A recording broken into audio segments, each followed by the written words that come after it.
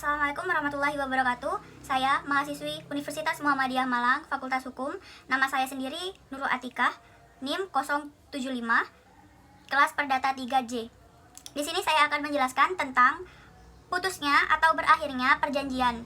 Di sini saya akan menjelaskan tentang perikatan hapus. Yang dimaksud perikatan hapus di sini ada 10 hal yang mengakibatkan perikatan itu hapus atau berakhir seperti itu. Nah, di sini ada pembayaran. Pembayaran ini yang dimaksud berakhirnya kontrak karena pembayaran dijabarkan karena lanjut dalam pasal 1382 BW sampai dengan pasal 1403 BW. Pengertian pembayaran dapat ditinjau secara sempit dan secara yuridis teknis. Nah, di sini yang kedua ada karena penawaran pembayaran tunai. Yang dimaksud ini apabila terjadi seorang debitur menolak pembayaran yang dilakukan oleh debitur dapat melakukan penawaran pembayaran atas utangnya. Dan jika debitur masih menolak, debitur dapat menitipkan uang dan barangnya kepada pengadilan. Di sini yang ketiga ada karena pembayaran utang. Karena pembayaran utang di sini diatur pada pasal 1413 BW sampai dengan 1424 BW. Yang disebutkan bahwa sebuah persetujuan di mana satu perikatan telah dibatalkan dan sekaligus suatu perikatan lain harus dihidupkan. Nah, di mana di suatu tempat ke tempat aslinya itu harus diputuskan. Maksudnya tidak ada lagi perjanjian seperti itu. Ada 3 macam jalan untuk melakukan suatu inovasi atau pembaharuan, yakni apabila seorang yang berutang membuat suatu perikatan utang baru guna orang yang mengutangkan yang menggantikan utang lama yang dihapuskan karena inovasi ini disebut dengan inovasi objektif. Nah, yang kedua di sini apabila seorang berutang baru ditunjukkan untuk menggantikan orang berutang lama yang oleh diperutangkan dibebaskan dari perikatannya. Ini dinamakan inovasi subjektif pasif. Nah, di sini ada hal-hal keempat di mana penunjangan utang atau kompensasi. Nah, di sini kompensasi atau penjumpaan utang diatur dalam pasal 1425 BW sampai dengan pasal 1435 BW. Yang dimaksud dengan kompensasi adalah penghapusan masing-masing utang dengan jalan saling memperhitungkan utang yang sudah dapat ditagih antara debitur dan kreditur. Seperti contohnya itu, si A menyewakan rumah kepada si B seharga 300 juta per tahun. Dan B baru membayar setelah tahun bertahap rumah tersebut yakni 500 juta per tahunnya seperti itu. Akan tetapi pada bulan kedua si A meminjam uang kepada si B sebab ia butuh uang untuk bayar SPP anaknya yang akan sekolah. Nah, sebanyak 150. Jadi uangnya itu diambil lagi gitu loh. Habis itu maka yang demikianlah antara si A dan si B terjadi pengumpaan utang. Adalah maksudnya seperti ini, dia tuh menumpuk utangnya lagi gitu. Dia punya utang, belum dibayar tapi dia menghutang lagi seperti itu. Nah, di sini yang kelima karena pembebasan hutang. Pembebasan hutang ini adanya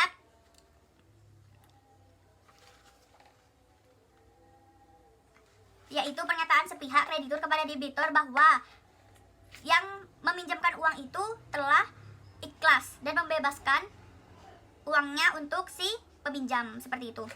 Nah, di sini ada lagi karena musnahnya hutang. Nah, di sini musnahnya hutang itu yaitu perikatan hapus dengan musnahnya atau hilangnya barang tertentu yang menjadi prestasi menjadi kesalahan yang diwajibkan kepada debitur untuk menyerahkan kepada kreditur. Musnahnya barang yang terutang ini digantungkan pada 2 syarat. Di sini juga ada percampuran utang, di mana percampuran utang itu diatur dalam pasal 136 BW sampai dengan 137 BW. Nah, di sini percampuran hutang adalah kedudukan sebagai orang yang berutang dengan kedudukan yang memberi hutang itu sama. Di situ diatur pada pasal 1436 BW. Misal debitur dalam satu testamen ditunjuk sebagai waris tunggal oleh krediturnya, atau debitur kawin dengan krediturnya dalam satu persatuan harta kawin seperti itu. Nah, di sini dijelaskan lagi tentang karena pembatalan hutang dan kebatalan seperti itu. Nah, berlakunya syarat batal artinya syarat bila dipenuhi akan menghapuskan perjanjian dan membawa segala sesuatu pada keadaan semula, yaitu seolah-olah tidak ada penghutangan. Misalnya perjanjian yang dibuat pertentangan dengan undang-undang kesusilaan ketertiban umum yang diatur pada pasal 1337 hukum perdata adalah batal demi hukum. Nah, seperti itu. Di sini yang ke-10 dan yang terakhir itu adalah kesepakatan adalah kelewatan waktu untuk pembayaran hutang. Nah, Lewatnya waktu atau kadaluarsanya utang diatur pada pasal 1946 sampai 1993 BW buku keempat Hukum Perdata. Menurut pasal ini, kadaluarsanya adalah suatu alat untuk memperoleh sesuatu atau untuk membebaskan dari suatu perikatan dengan lewatnya suatu waktu tertentu di atas syarat-syarat dan ketentuan oleh undang-undang. Seperti itu. Kesepakatan para pihak. Di sini kesepakatan para pihak itu yang dimaksudkan kesepakatan para pihak. Di sini ada kesepakatan para pihak. Kesepakatan para pihak ialah perjanjian yang dibuat oleh kedua belah pihak dapat berakhir dan dihapuskan karena dua belah pihak itu sendiri sebagai subjeknya yang membuat perjanjian itu menyatakan berakhirnya kontrak. Seperti itu. Di sini ada putusan hakim. Putusan hakim. Putusan hakim atau berakhirnya hapus karena terdapat putusan hakim yang memutus berakhirnya perjanjian tersebut. Perjanjian hapus karena putusnya hakim apabila salah satu pihak menuntut pengakhiran perjanjian itu dikabulkan oleh hakim. Nah, di sini ada undang-undang. Ada undang-undang. Berakhirnya perikatan karena undang-undang diantaranya konsigensi musnahnya barang terutang di dalamnya. Seperti itu. Nah, di sini yang terakhir adalah pencapaian tujuan perjanjian. Tujuan perjanjian ini terkait dengan prestasi yang diperjanjikan para pihaknya. Apabila prestasi yang dijanjikan telah dilaksanakan, maka perjanjian dinyatakan hapus. Seperti itu. Contohnya itu pada perjanjian jual beli motor. Apabila pihak penjual telah menyerahkan barangnya kepada pihak pembeli dengan harga yang sudah ditentukan dan telah dibayar oleh pembeli motornya itu, maka disebut perjanjian itu telah hapus atau telah selesai. Seperti itu. Nah, sekian dengan penjelasan saya mengenai berakhirnya suatu perjanjian. Di sini saya akan menjelaskan tentang materi ke-10 tentang perjanjian bernama. Di sini perjanjian bernama, jenis-jenis perjanjian bernama seperti jual beli, tukar menukar, sewa menyewa, hibah, perjanjian pekerjaan, penitipan barang, peminjaman, pinjam meminjam, pembayaran kuasa serta perdamaian. Di sini ada 10 ya. Baik, di sini saya akan menjelaskan tentang apa saja jenis-jenis perjanjian bernama itu satu persatu. Nah, di sini saya akan menjelaskan tentang pertemuan ke-10 mengenai apa saja perjanjian bernama itu. Nah, di sini ada jual beli. Bisa dilihat di sini ada jual beli yang nomor 1. Perjanjian jual beli menurut KUHP Perdata yang diatur pada pasal 1457 adalah suatu perjanjian dengan mana pihak satu mengikatkan dirinya untuk menyerahkan suatu benda dan kepada pihak lain, lalu pihak lain itu membayarnya tergantung dengan uang yang telah disepakati dari awal. Tujuan dari diadakannya suatu proses jual beli ini adalah untuk mengalihkan suatu hak milik kepada orang lain. Nah, di sini ada 2 syarat yang harus dipenuhi, yaitu yang pertama adalah peristiwa perdata untuk memindahkan hak milik, yang kedua itu adalah dilakukan penyerahan barang yang telah disepakati dan dibayar para pembeli itu. Nah, di sini ada perjanjian tukar menukar. Di sini perjanjian tukar menukar diatur pada pasal 1541 BW sampai dengan pasal 1546 KUHP Perdata. Perjanjian tukar menukar adalah suatu persetujuan dengan mana kedua belah pihak mengikatkan dirinya untuk saling memberikan suatu barang secara timbal balik sebagai suatu ganti barang lainnya. Nah, di sini penyerahan barang bergerak cukup menyerahkan barang nyata, sedangkan barang yang tidak bergerak menggunakan penyerahan secara yuridis formal. Seperti itu. Unsur-unsur yang ada di dalamnya itu ada 4. Yang pertama adanya subjek hukum, yang kedua adanya kesepakatan subjek hukum, yang ketiga adanya objek yaitu barang bergerak maupun tidak bergerak itu tadi, yang keempat itu masing-masing subjek hukum menerima barang yang telah menjadi objek tukar menukar. Nah, subjek hukum dalam perjanjian tukar menukar adalah pihak pertama dan kedua, sedangkan yang dapat menjadi objek tukar menukar itu adalah suatu benda barang itu yang akan ditukarkan, yang diatur pada pasal 1542 KUHP Perdata. Nah, di sini ada pula hak dan kewajiban dalam perjanjian tukar menukar. Yang pertama, pihak pertama dan pihak kedua masing-masing berkewajiban untuk menyerahkan barang yang ditukar, sedangkan hak menerima barang yang ditukar. Resiko dalam perjanjian tukar menukar ini itu juga ada ya guys. Di sini jika barang yang menjadi objek tukar menukar musnah di luar kesalahan salah satu pihak, maka perjanjian tukar menukar itu menjadi gugur. Pihak yang telah menyerahkan barang dapat menuntut kembali barang yang telah diserahkan. Di situ diatur pada pasal 1545 KUHP Perdata. Di sini ada juga perjanjian sewa menyewa. Di sini perjanjian sewa menyewa. Di sini. ada perjanjian sewa menyewa. Perjanjian sewa menyewa adalah suatu perjanjian dengan mana pihak satu mengikat dirinya untuk memberikan kenikmatan suatu barang kepada pihak lain selama waktu tertentu dengan pembayaran harga yang telah ditentukan disanggupkan oleh pihak itu. Diatur pada pasal 1548 KUHP Perdata. Nah, unsur-unsur yang ada di dalamnya sebagai berikut. Di sini tuh ada 5 unsurnya. Adanya pihak yang menyewakan dan pihak penyewa. Yang kedua adanya konsumen antara kedua belah pihak. Yang ketiga itu adanya objek sewa menyewa, yaitu barang baik bergerak maupun tidak bergerak. Yang keempat di sini adanya kewajiban dari pihak yang menyewakan untuk menyerahkan kenikmatan kepada pihak penyewa atau suatu benda itu sendiri. Nah, di sini yang kelima ini yang terakhir adanya kewajiban dari penyewa untuk menyerahkan uang pembayaran kepada pihak yang menyewakan. Nah, di sini ada subjeknya juga. Subjek sewa menyewa. Di sini subjek sewa menyewa itu adalah suatu pihak yang menyewakan dan yang menyewakan. Di sini objeknya ini adalah barang yang telah disepakati untuk disewakan seperti itu. Nah, di sini ada perjanjian hibah. Di sini ada perjanjian hibah ya, guys. Di sini ada perjanjian hibah. Perjanjian hibah diatur pada pasal 166 sampai 1693 BW. Di sini diatur dalam Undang-Undang Hukum Perdata. Nah, mengenai apa yang dimaksud dengan hibah dapat dilihat pada pasal ini. Hibah adalah satu perjanjian dengan mana si penghibah di waktu hidupnya dengan cuma-cuma dan tidak dapat ditarik kembali menyerahkan suatu benda guna keperluan si penerima hibah yang dapat digunakan. Seperti itu. Undang-undang tidak mengakui lain-lain hibah selain hibah-hibah di antara orang-orang yang masih hidup. Di situ diatur pada KUHP Perdata juga. Perlu diketahui bahwa ada beberapa yang dapat menyebabkan hibah menjadi batal, yaitu yang pertama hibah mengenai benda-benda yang baru akan dikasihkan, seperti itu. Yang kedua, hibah dengan mana si penghibah menjanjikan bahwa ia akan berkuasa untuk menjual untuk memberikan kepada orang lain suatu benda yang termasuk dalam hibah dianggap batal. Seperti itu. Di sini ada yang ketiga, hibah membuat syarat bahwa penerima hibah akan melunasi hutang dan beban hutang kepada si penghibah. Seperti itu. Hibah atas benda tidak bergerak menjadi batal jika dilakukan dengan data notaris. Seperti itu. Dengan demikian, hibah tersebut telah diterima si penerima hibah sebelum ia meninggal. Walaupun penerima hibah meninggal terlebih dahulu dari pemberi hibah, maka hibah tersebut tetap sah. Seperti itu. Di sini ada perjanjian melakukan pekerjaan. Di sini diatur pada pasal 1 angka 5 Undang-Undang Ketenagakerjaan menyatakan sebagai berikut.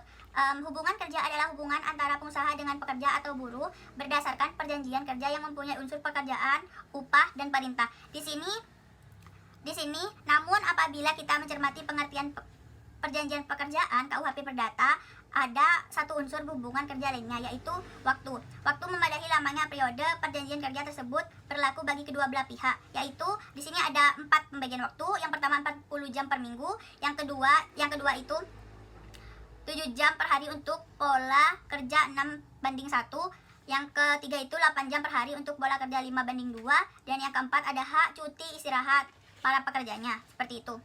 Unsur-unsur kerja, pekerjaan, upah, seperti itu. Adanya pekerjaan tertentu yang harus diselesaikan atau dilakukan oleh pekerja adalah unsur dalam sebuah hubungan kerja dengan kesepakatannya perjanjian kerja oleh kedua belah pihak, maka bekerja terkait kewajiban untuk melakukan pekerjaan. Upah. Definisi upah berdasarkan pasal 1 angka 30 yang terdapat dalam Undang-Undang Ketenagakerjaan ialah hak pekerja buruh menerima upah dinyatakan untuk dalam bentuk uang imbalan dari pengusaha atau pemberi kerja, seperti itu. Di sini perintah. Unsur perintah dalam perjanjian kerja ini adalah sebuah hubungan kerja, artinya pada pihak memberi pemerintah dan ada wajib dilakukan pemerintah itu, yaitu pekerja. Yaitu perintah dapat dimaknai luas, misalnya berupa target kerja, instruksi, dan lain-lain. Di sini yang keenam ada penitipan barang. Penitipan barang terjadi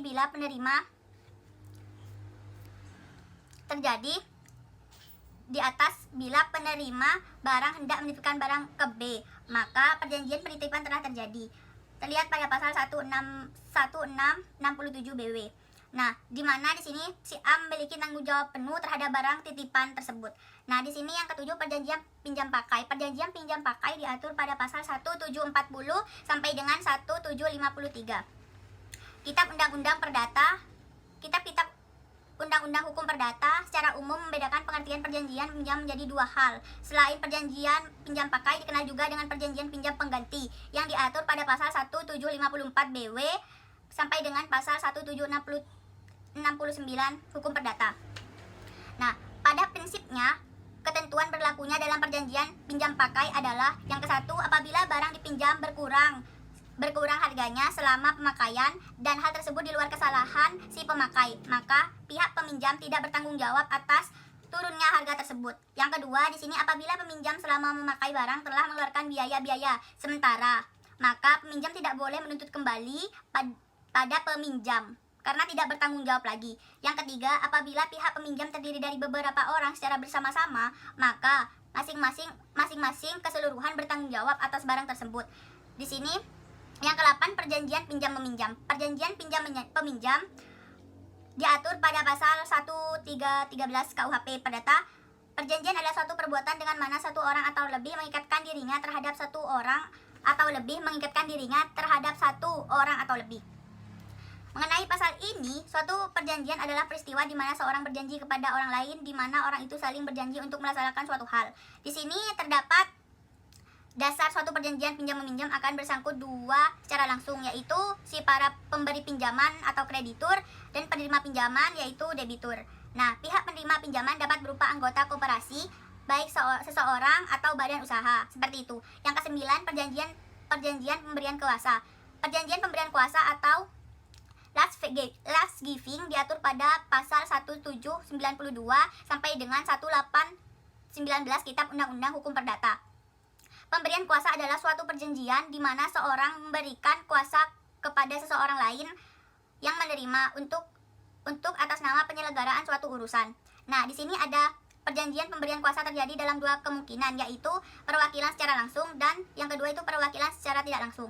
Nah, yang dimaksudkan tidak langsung seperti itu, penerima kuasa tidak memberitahukan kepada pihak ketiga bahwa ia disuruh memberi kuasa, tetapi ia bertindak keluar terhadap pihak ketiga seolah-olah untuk tergantinya diri sendiri.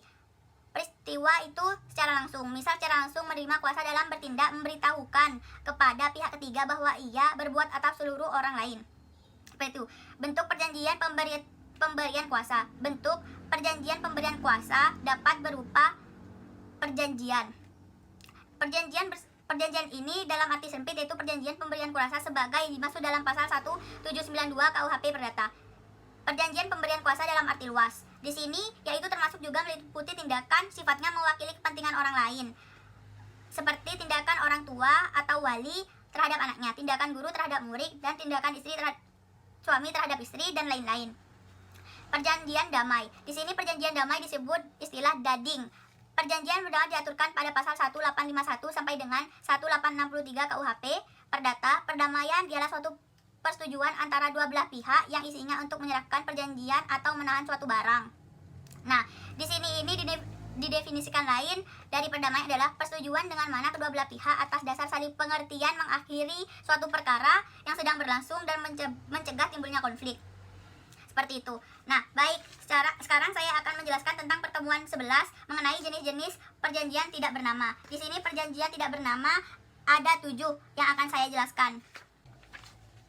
Nah, di sini jenis-jenis perjanjian tidak bernama. Yang pertama ada perjanjian lisensi, perjanjian biaya konsumen, perjanjian sewa beli, perjanjian sewa guna usaha atau leasing, perjanjian anjak piutang, perjanjian waralaba, dan perjanjian bot. Nah, di sini akan dijelaskan tentang perjanjian lisensi.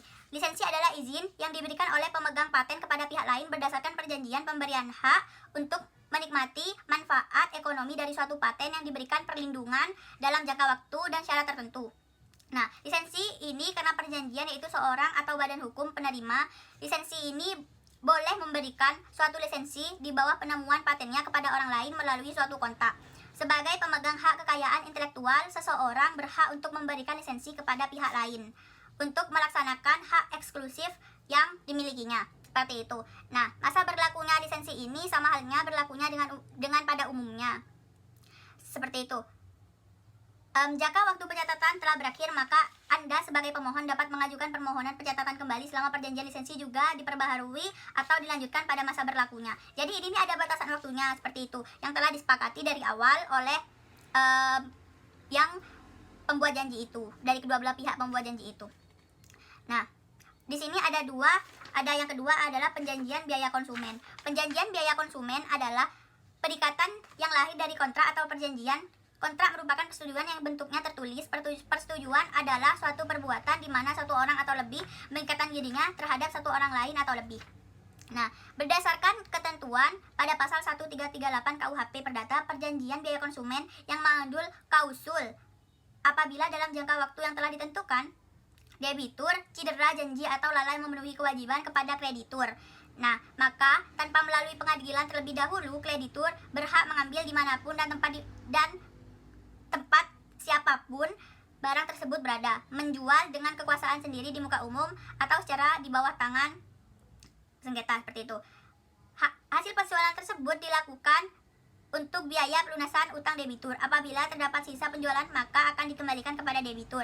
Tidak mempunyai akibat hukum apapun karena dibuat tidak sesuai dengan undang-undang. Seperti itu. Di sini juga ada penjualan jual beli. Sewa atau beli atau hire purchase adalah jual beli barang di mana penjual melaksanakan penjualan barang dengan cara menghitungkan setiap pembayaran yang dilakukan oleh pembeli dengan pelunasan atas harga barang yang telah disepakati bersama dan diikat dalam suatu perjanjian, serta hak atas barang tersebut baru beralih dari penjual kepada pembeli, seperti itu. Yang keempat, perjanjian sewa guna usaha. Perjanjian sewa guna usaha ini adalah kegiatan pembiayaan dalam bentuk penyediaan barang atau modal baik secara sewa guna dan sewa usaha ataupun menggunakan hak opsi maupun sewa guna tanpa hak opsi untuk digunakan oleh lease selama jangka waktu tertentu berdasarkan pembayaran secara berkala. Maka leasing dapat diartikan sebagai perusahaan yang melakukan aktivitas pembayaran dalam bentuk peminjaman modal dan sudah melakukan perjanjian atau kesepakatan terlebih dahulu di awalnya. Jadi bagi perusahaan modalnya berkurang atau menengah. Dengan melakukan perjanjian tersebut, leasing membantu menjalankan perusahaannya. Di sini yang kelima ada perjanjian pajak piutang.